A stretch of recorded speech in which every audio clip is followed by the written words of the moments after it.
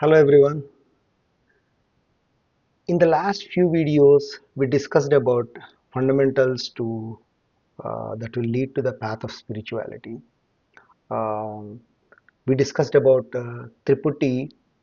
Um, Triputi will lead to the vicious cycle of samsara, and we discussed about different types of jnanas: Loka Gnana, Shastra Gnana, Khala Gnana, Dharma Gnana, Brahma Gnana. Okay, which is like a common sense, scientific sense, artistic or aesthetic sense, religious sense, and spiritual sense. And we discussed that all these jnanas will have Triputi inside that.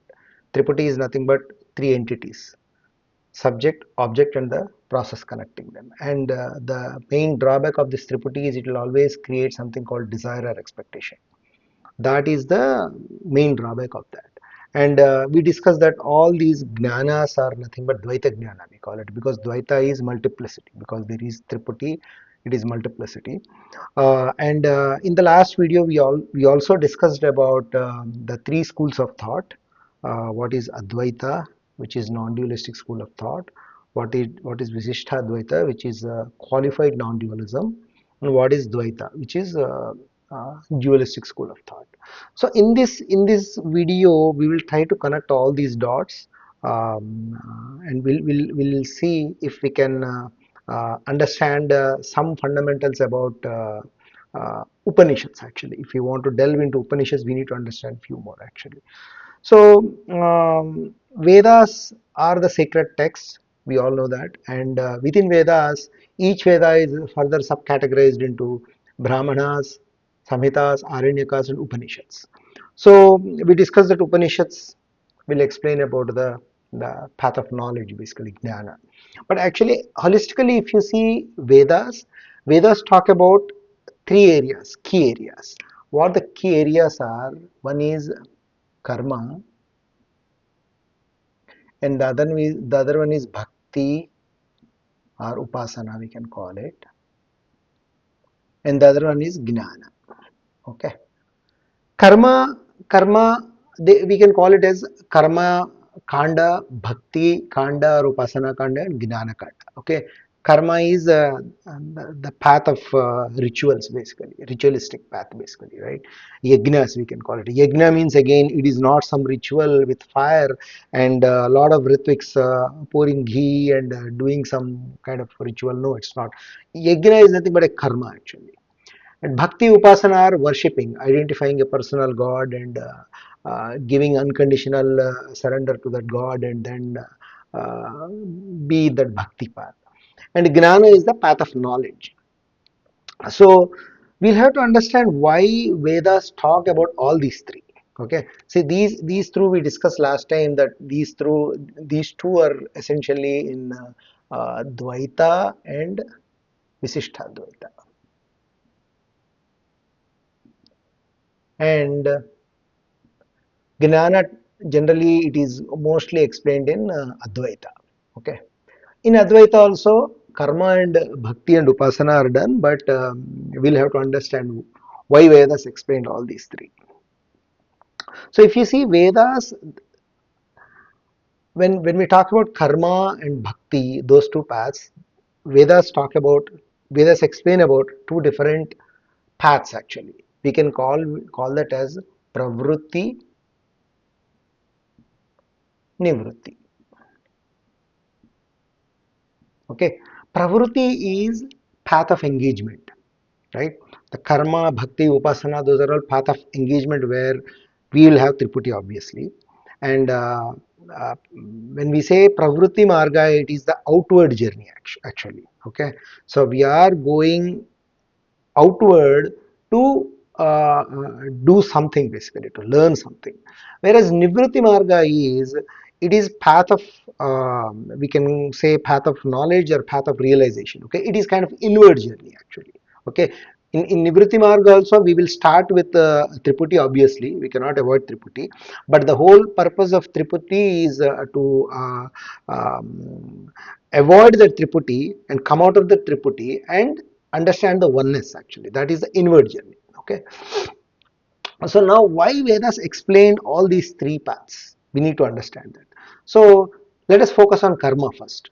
So karmas, Vedas explain about different types of karmas. Okay, so if you see, um, uh, uh, there are four karmas it explains about: nitya karma, naimittika karma, nishiddha karma,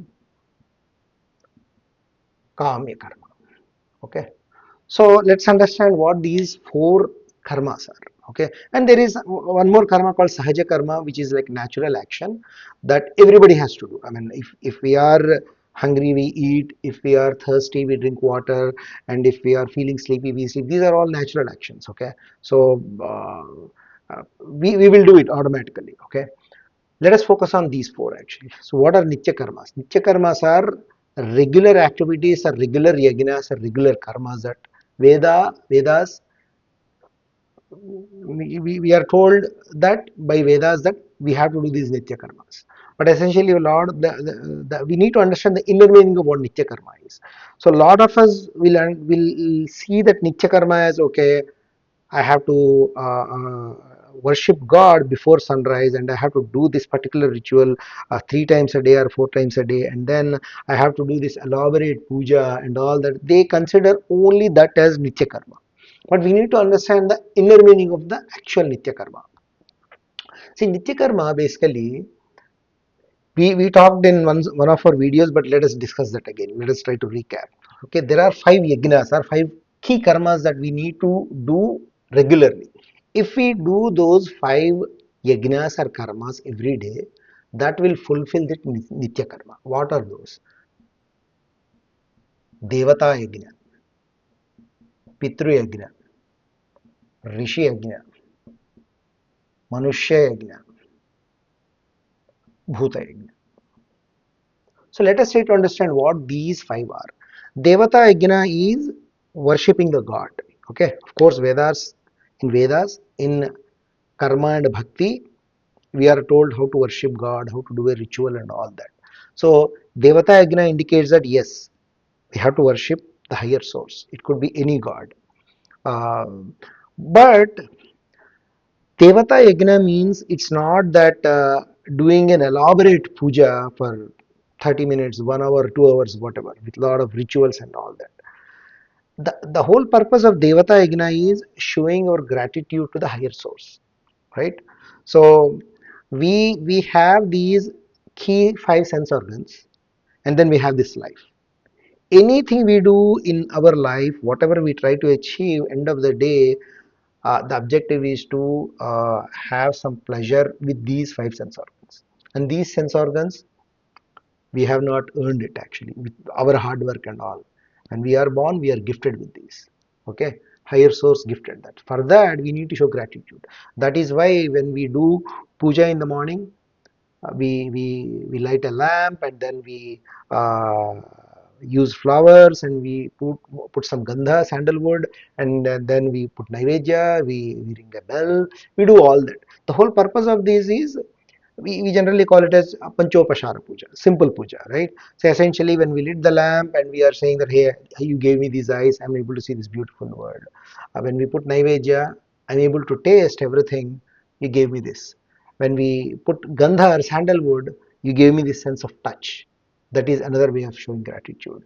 And when we ring the bell, I'm able to hear. When we put that dhupa or agarbatti or whatever, then incense stick, that is I'm able to smell. So and some people will do Shodapachara puja, and there will be a lot more elaborate pujas to show gratitude. But the whole point is, it's not what type of puja we are doing and how long the puja is being done. But the whole point here is when we do Devata Yajna, we have to show gratitude to Ishvara. Not only that, we have to promise Ishvara that I will continue to use these sense organs or whatever you gave me efficiently and effectively for the next 18 hours. Okay, we have three states basically: awakened state, which is like 16 to 18 hours, and then we go to bed and we have dreamless deep sleep, we can call it, and sometimes we get some dream state. Jagrut Avastha, which is awakened state, dreamless deeply is Sushupti, dream state, which is um, Jagrut Avastha, Sushupti, Swapna Avastha. Okay, so what we are promising Ishvara is, hey, thank you, we are showing gratitude because you gave me all this, but I'm promising you I am going to use these for the next 18 hours efficiently, effectively, as per the dharma, as per the shastra, whatever you told us in Vedas. Basically, we are telling that I am going to live by code, I am going to follow all the principles that are explained in the Vedas. That is Devata Yajna. Okay. Next one is Pitru Yajna. Pitru Yajna is taking care of the parents.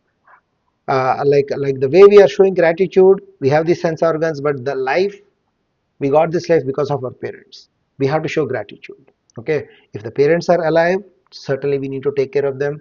If the parents are not alive, at least during their death anniversary, remember them and do whatever the ritual that we need to do. That is Pitru Yagna. Rishi Yagna is we are able to understand all these because of our rishis actually. They gifted us in the form of all these scriptures, texts, discourses, and we have to show our gratitude to them continuously. Whenever we get a chance, we should read all the scriptures and all that type of, and listen to whatever they say. So Rishi Yajna. The fourth one is the most important one, which is Manushya Yajna. Manushya Yajna is literally helping fellow citizen. Helping, it could be your family relative, it could be your neighbor, it could be your friend, it could be your coworker, it could be anybody basically. So the whole point of Manushya Yajna is when we say uh, Ishvara is Sarvantaryami, that means Ishvara is omnipotent, omnipresent, omniscient, and all that. We should be able to see Ishvara in everybody, inside us, around us, everywhere. So we will have to help. A lot of people who, most of us, we focus on Devata because we want to make sure I do this diligently, regularly, every day in the morning or three times a day or whatever. But we forget to do this Manushya Yagna. We try to shy away from that Manushya Yagna. We will say, oh, I am busy and all that. So this is the most important thing. And Bhuta Yagna is taking care of all other living beings around us. Okay, it could be animals, it could be plants, it could be trees, whatever. If we do these five yajnas diligently every day, that will fulfill this Nitya Karma. So a lot of people will be under the impression that oh, Nitya Karma is I have to do this ritual every day before sunset, or sorry, before sunrise, and then I have to do this elaborate puja, and again in the evening I have to do some puja, and their focus would be just on Devata Yajna. They will forget rest of the four yajnas. Especially they will try to avoid completely this Manushya Yajna, which is very important. So that is about Nitya Karma.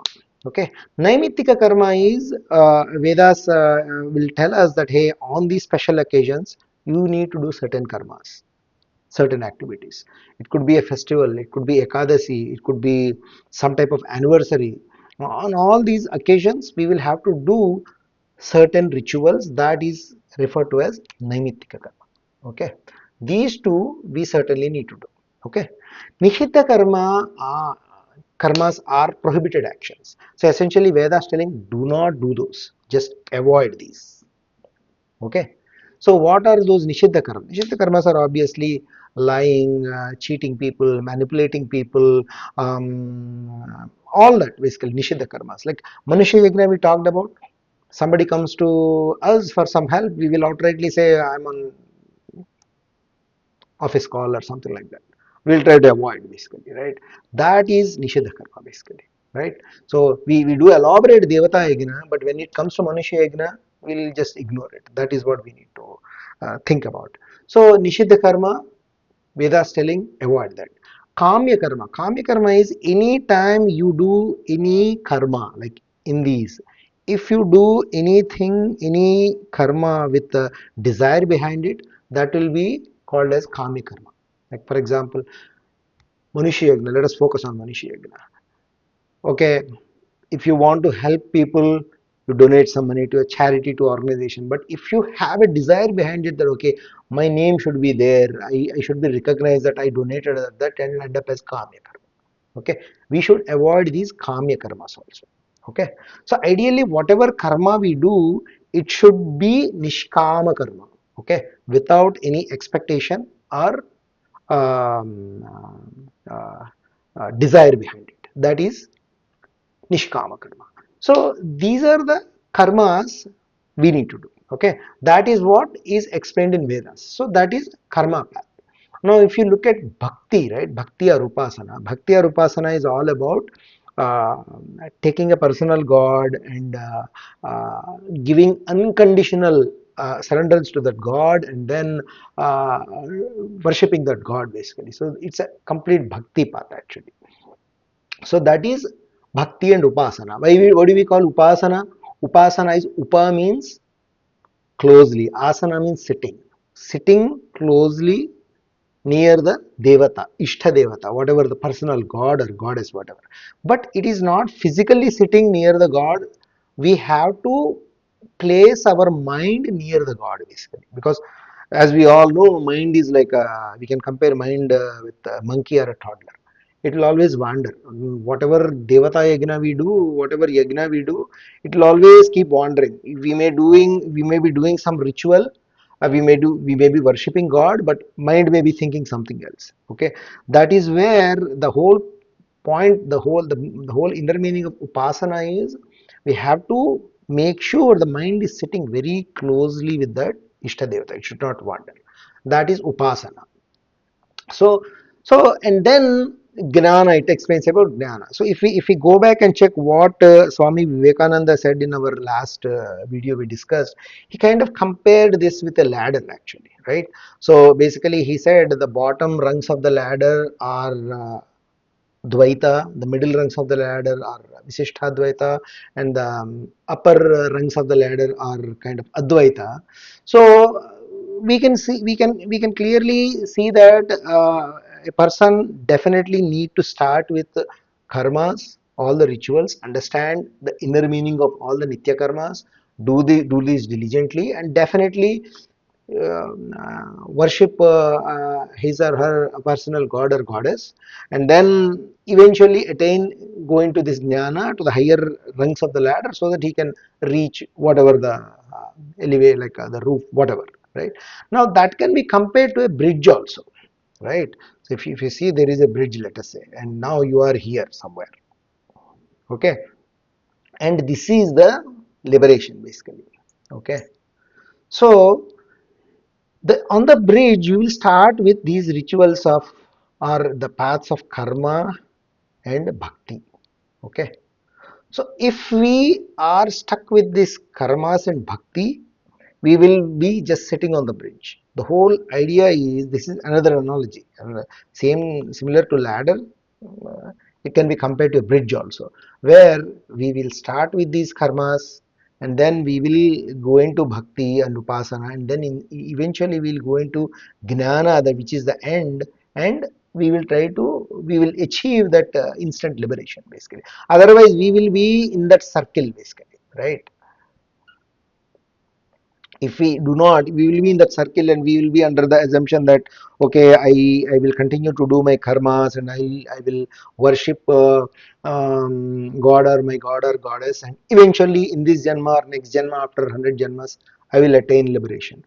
That is nothing wrong in that. I mean, a lot of people like, enjoy, and do give their preference to karma path and bhakti upasana path. That's why in Sanatana Dharma, last time we discussed as well, that there is something called Adhikari Veda in Sanatana Dharma.